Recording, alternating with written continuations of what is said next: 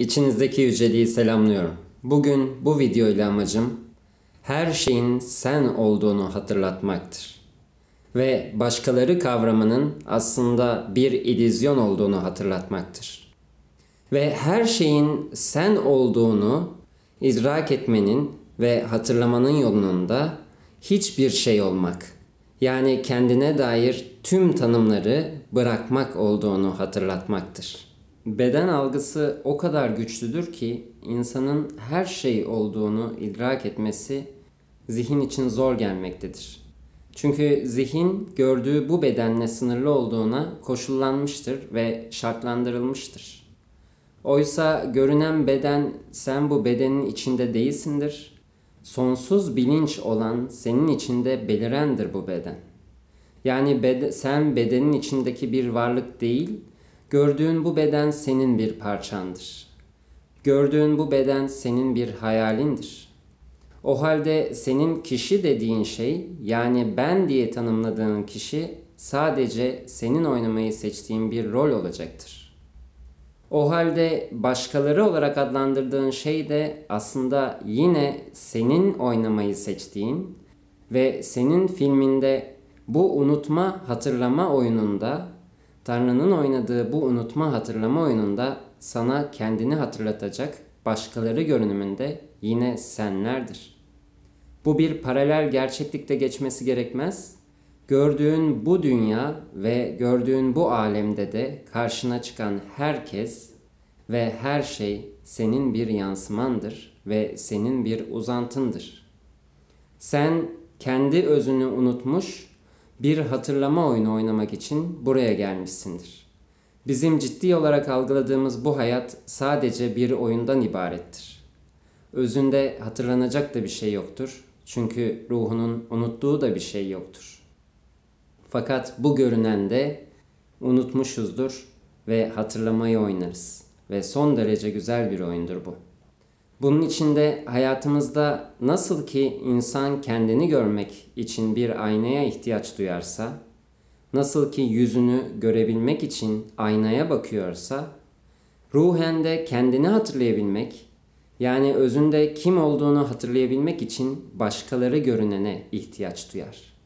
Yani senin başkası dediğin herkes sana aynalık eden biridir.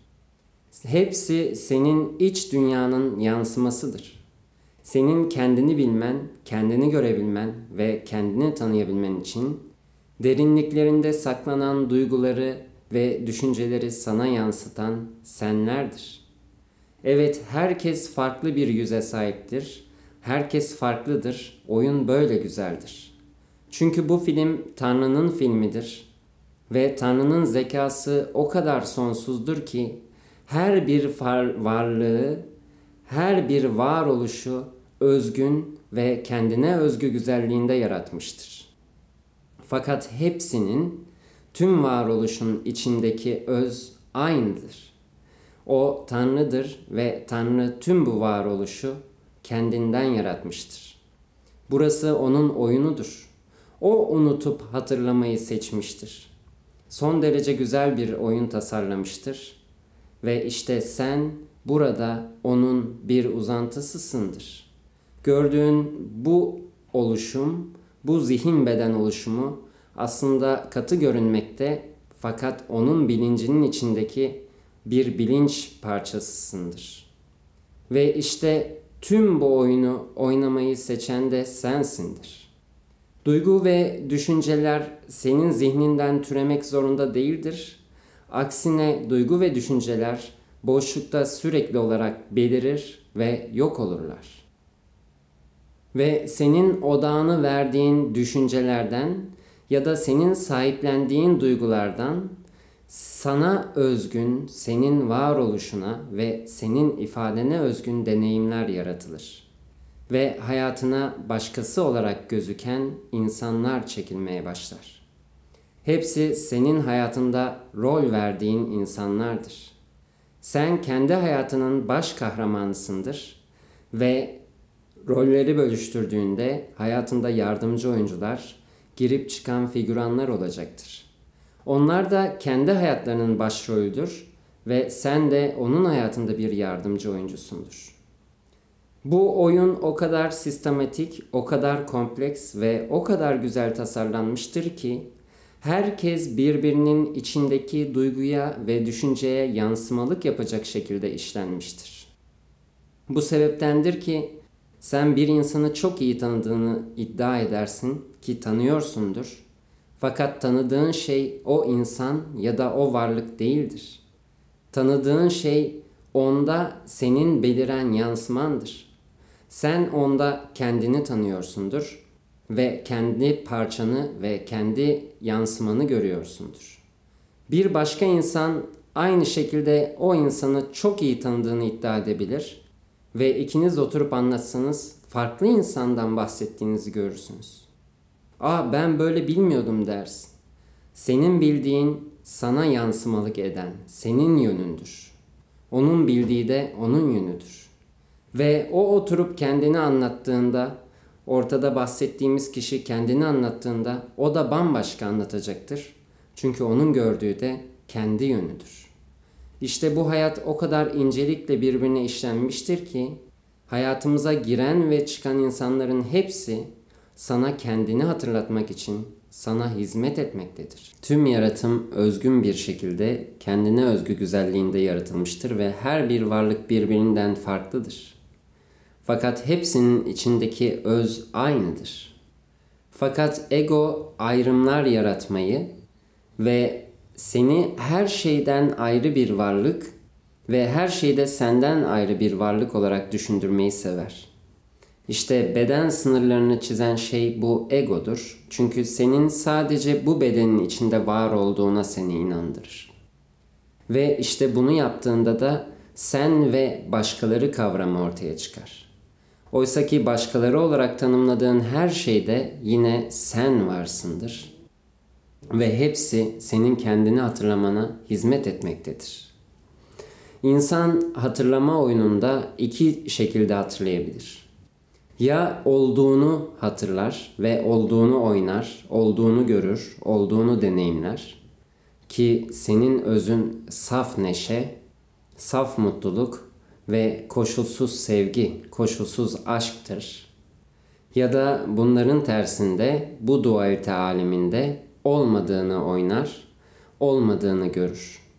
İşte bu sebepten hayatımıza giren bazı insanlarda, hayatımızda beliren bazı insanlarda olduğumuzu görürüz. Bazı insanlarda bize olmadığımız fakat derinlerde sahiplendiğimiz düşünce ve duyguları yansıtacaktır. Aslında onlar bize istemediğimiz şeyi yapmakta gibi görünmekte fakat senin kendini hatırlamanda çok büyük bir hizmette bulunmaktadır ve o rolü onlara sen vermişsindir. Onlar sana hizmetini yerine getirmektedir.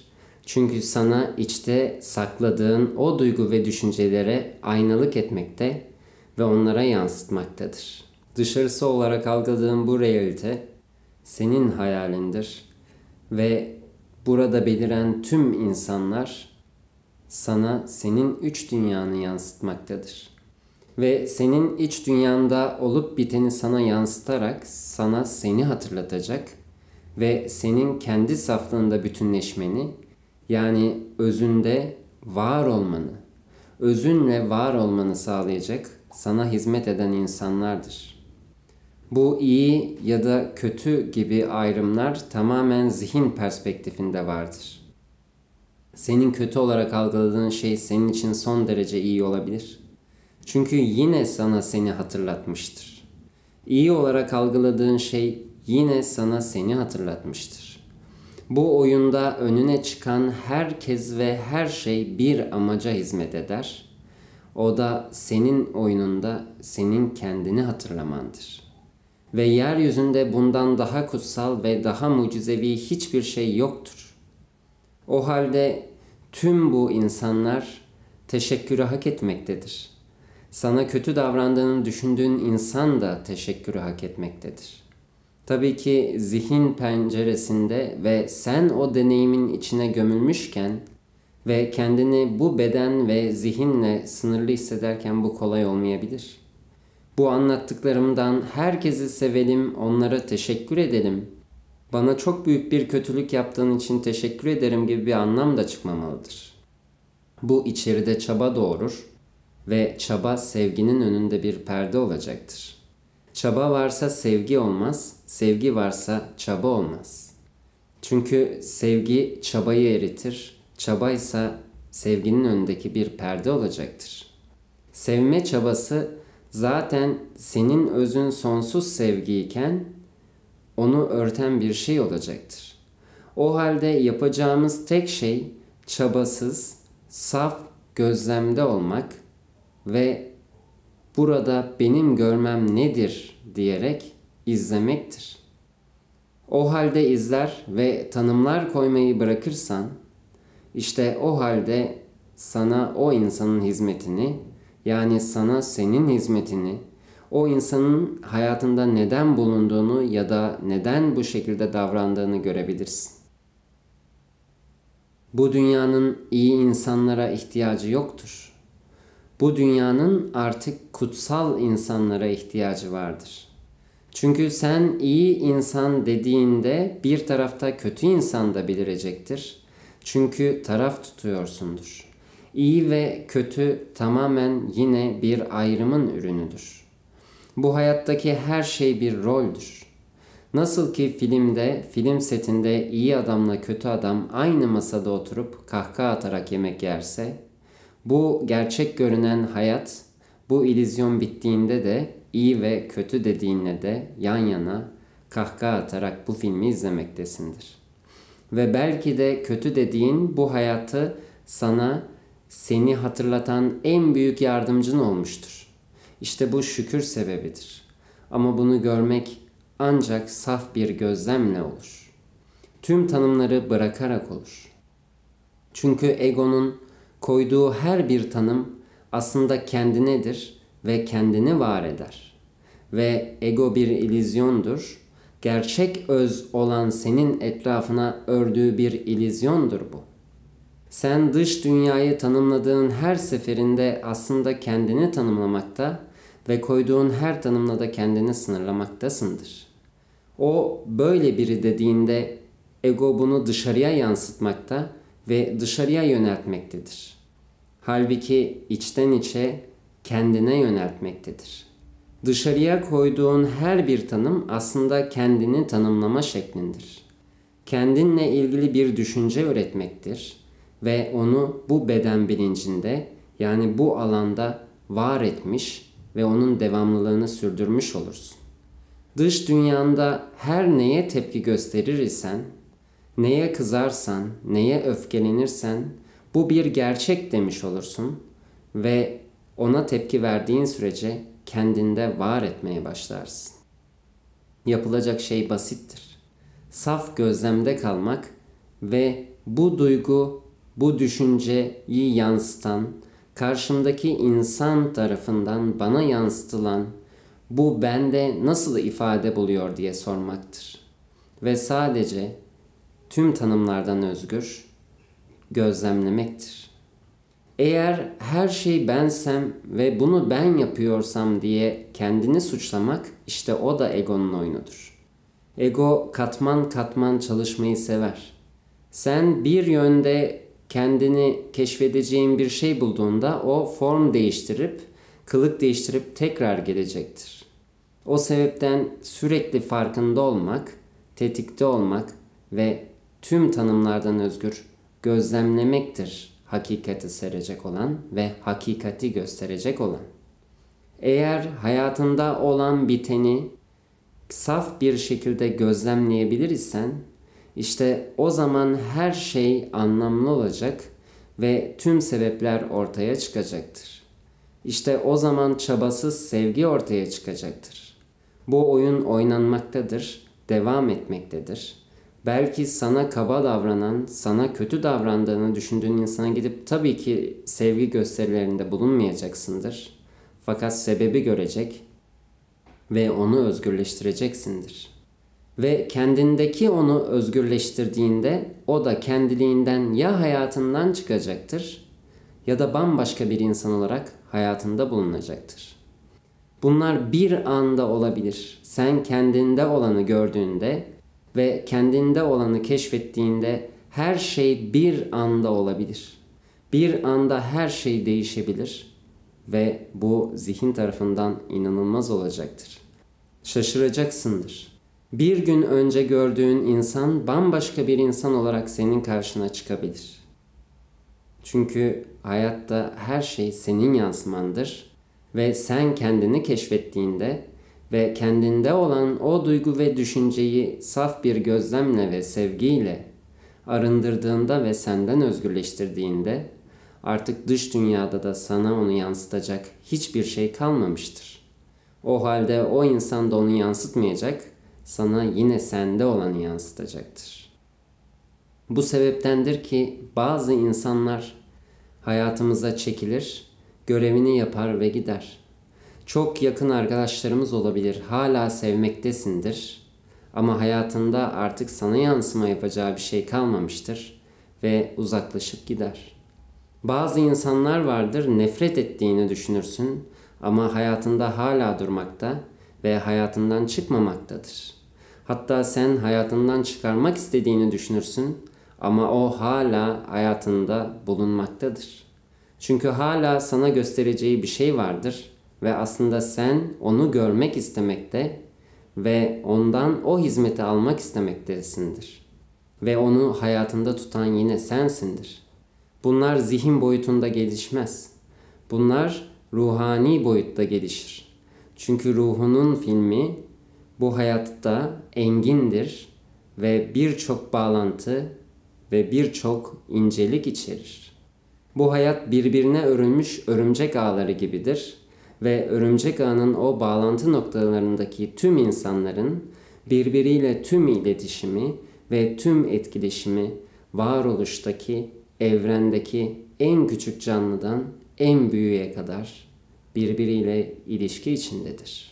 Tüm bu dış dünya olarak algılanan şey senin iç dünyanın yansımasıysa ve tüm bu insanlar sana senin olduğun şeyi hatırlatmak için sana hizmet ediyorsa senin yapacağın tek şey tanımlamadan gözlemlemektir. Ve sen her şeyde kendini gözlemlersen ve her şeyde kendini görürsen iç dünyanı keşfedebilirsin. İç dünyanın içinde derinlerine saklanmış, bir şekilde sahiplenilmiş o düşünce ve duyguları açığa çıkarabilirsin. Ve bunları çıkarıp elediğinde gerçek sen ortaya çıkacaktır. Kendi saflığında bütünleşecek ve olmadığın şeyleri elemiş olacaksındır. Bir insan kendi saflığında bütünleştiğinde, yani tüm olmadıklarından özgürleştiğinde kendi özü bu beden bilincinden, bu beden alanında parıldamaya başlar. İşte bu olduğunda da hayatına giren insanlar artık yine sana sadece seni yansıtacaktır. Yani saf sevgi ve mutluluk yansıtacaklardır. Evet, yine istemediğimiz davranışlar karşımızda belirebilir. Fakat bu geçmişten bir anı canlandırılıyormuş gibi olacak ve sana dokunamayacak ya da sende bir şey uyandırmayacaktır. Sende herhangi bir duygusal yıkım yaratmayacaktır. Ve sen kendi saflığında bütünleştiğinde, yani kendini bildiğinde, kendinden emin olduğunda, işte o zaman sen hangi insanların yanında bulunursan, hiçbir şey yapmana ya da söylemene gerek olmaz. Sen de onlara içlerindeki o tanrısal özü hatırlatan olursun. Senin vasıtanla onlar da o içlerindeki özü hatırlayacak ve öyle davranacaklardır. Üstad Maharajji'nin öğrencilerinden biri bir anısını anlatır. Maharajji'nin herkesi sevmesini kabul edebiliyor ve anlayabiliyorum der. Fakat ben ne zaman yanına otursam, ben de herkesi inanılmaz derecede seviyor ve aşk duyuyordum der. İşte kendi saflığında bütünleşmiş, yani kendini bilen bir insan bu şekilde bir parıldama gösterir. Çünkü artık o kendi beden alanının, kendi beden sınırlarının dışına çıkmıştır. O artık sadece bir kişi değildir. O büyük bir enerji alanıdır ve sen onun yanındayken kendini hatırlarsın. Çünkü onun hizmeti budur. Sana kendini hatırlatmaktır ve senin kendini hatırlamana vesile olmaktır. Şunu da netleştirmek isterim ki dış dünyanda olan her şey senin yansıman derken direkt karşında ifade bulduğu haliyle sende ifade bulmuyor olabilir. Yapacağın şey karşıyı gözlemlemek değil, bu davranışın kendinde ne duygu uyandırdığını gözlemektir. Bunu yaptığında yine sana doğru cevap gelecektir. Cevap kendi içinde belirecektir. Karşındaki insan sana öfkeyle yaklaştığında senin ne hissettiğindir önemli olan. Senin içinde de öfke uyandırıyorsa işte senin kendinde taşıdığın duygu odur. Korkmuşluk uyandırıyorsa, bir korku uyandırıyorsa bu da özünde aynı duygudur ve senin kendinde keşfedeceğin, taşıdığın duygu odur. Ya da karşıya koyduğun tanımlar kendinle ilgili tanımların olabilir. Bir insana yalancı diyorsan kendine bir konuda yalan söylüyor ve bunu keşfetmek istiyor ya da bununla ilgili bir suçluluk duyuyor olabilirsin. Ya da bunun gerçek bile olması gerekmez. Ego bu tarz oyunlar yapmayı ve kendini bu tarz illüzyonsu şeylerle suçlamayı sever. Burada sadece bunu gözlemlemen, fark etmen ve bu tanımlamayı bırakman yeterlidir. Ya da karşında birisi delicesine fikirlerini savunuyor ve senin fikirlerine saldırıyor, savaş açıyorsa aslında senin de o fikirleri yani kendine ait karşı ucundaki fikirleri fazla sahiplendiğini ve senin de içinde bu savaş duygusunu taşıdığını gösterebilir. Ya da karşındaki insanın sana bu tehdidi, bu savaşı sende kararsızlık duygusu uyandırıyorsa belki de verdiğin karardan ya da o fikirden, o düşünceden emin olmanı istiyor olabilir. Her koşulda karşına yansıttığın şey sana bir hizmettir ve kendine inanmanı ve kendini hatırlamana hizmet eden bir varoluştur, bir yansımadır. Her şey sana hizmet eder. Son olarak Buda'nın bir hikayesiyle bitirmeyi uygun buluyorum. Buda bir gün öğrencileriyle bir ağaç altında oturmaktadır. Bir adam kızgınlıkla ve öfkeyle gelip Buda'nın yüzüne tükürür. Buda son derece sakin, nasıl duruyorsa o şekilde başka diye sorar. Karşısındaki adam son derece şaşırmıştır. Çünkü daha önce kime böyle bir davranışta bulunsa, karşı tarafta aynı şekilde yansıtarak ona kızgınlık ve öfkeyle saldırmıştır. Ya da tam tersi ucunda bir yansıma yaparak korkmuş ve sinmiştir. Oysa bu da tüm bunlardan bağımsız ve daha önce gördüklerinden bağımsız başka diye sormuştur. Fakat Buda'nın öğrencileri kızmıştır ve ne olur bize izin ver, bu adama haddini bildirelim ve bir daha asla böyle bir şey yapamayacağını bilsin demişlerdir. Buda döner ve öğrencilerine der ki, ben bu adama hiç kızmadım. Çünkü böyle bir davranış kelimelerle ifade edemediği bir şeyler olduğunu gösterir. Bu sebepten başka diye sordum. Ve ben bu adama hiç kızmadım. Çünkü bu adam beni tanımıyor. Fakat benimle ilgili belli düşünceler edinmiş.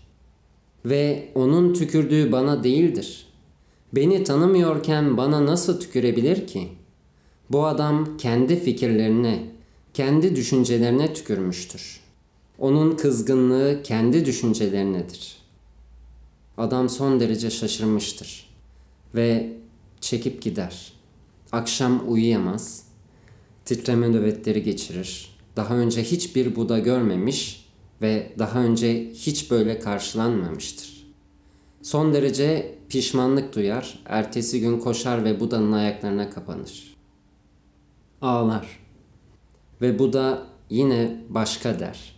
Öğrencilerine döner ve der ki, bakın bu adam yine kelimelerle anlatamadığı bir duygu yaşıyor. Çünkü bu da kelimelere dönüşmeyen bir duygunun ifadesidir. Adam der ki, ne olur beni affet. Dün sana yaptıklarımdan dolayı ne olur beni affet der. Bu da der ki, dün tükürdüğün adam burada değil. İnsan bir nehire benzer ve sürekli olarak değişir ve dönüşür. Ve senin tükürdüğün adam burada değil. Ve görüyorum ki bana tüküren adam da burada değil. Çünkü bana tüküren adam gayet kızgın ve öfkeliydi. Oysa şu an ayaklarıma kapanan adamda onu görmüyorum der. O halde gel bu iki insan başka şeylerden konuşsun. Gel başka şeylerden konuşalım der. Bu hikayenin çoğu şeyi özetlediğini düşünüyorum. Hepinizi sevgiyle selamlıyorum. Her şey kalbinizin istekleri doğrultusunda gelsin. Sevgiler.